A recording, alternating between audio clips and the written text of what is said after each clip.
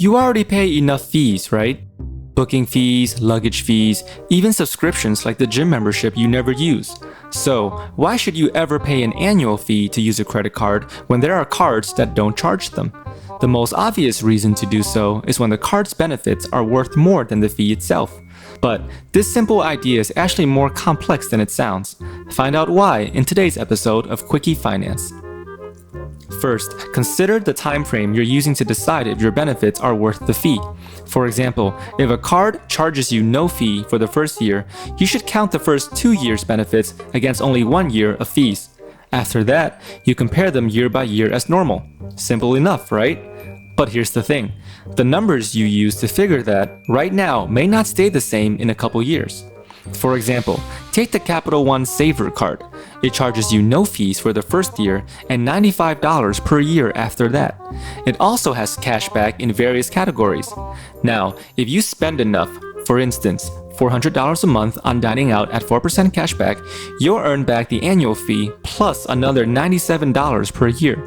But what if you don't spend that much right now on eating out or in any of the other categories to earn more than the fee? Does this mean you shouldn't get the card? Not necessarily. Why? Because your income and/or spending habits may change in 3 years. Reasons include graduation, job promotions, and debt payoff. All of those things often lead people to spend more money. So, you have to assess your situation and anticipate if you'll be spending enough to profit from the cash back. The first 2 years may be worth it because of the first year's fee waiver, and then your increased spending kicks up your rewards beyond your annual fee after that.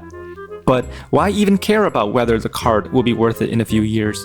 Why don't we just get the card that makes sense now and maybe get a different one when we do make more money, rather than try to plan ahead? The answer is your credit score. You see, your credit rating factors in the average age of your credit accounts. So, assume you get a credit card right now that doesn't reward you very much to avoid the annual fee. Then, you get another, better card in a couple of years. There are a couple issues with this. First, you'll be adding a new account. This shortens your average age of credit, which will take a while to lengthen again. And it has a negative short-term effect on your score. Side note, new credit can help your score by decreasing your utilization ratio, but so can a credit limit increase, which you can request for your existing card. The second issue is more subtle. Think about it. You're most likely going to prefer to use the newer card.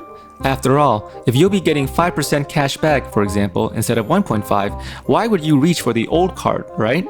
If so, you'll use the old card less and less until you forget about it. After a while, that card will automatically close itself.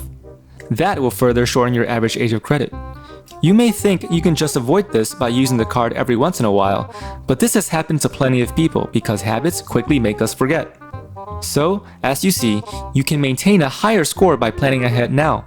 If a card's annual fee kicks in a year later, do the math and see if your expected spending will make the card worthwhile in time. After all, if a card offers a higher percentage cash back for a flat fee, then it will be more and more worth it as you spend more. Oh, and one more thing. Some cards offer a sign-up bonus.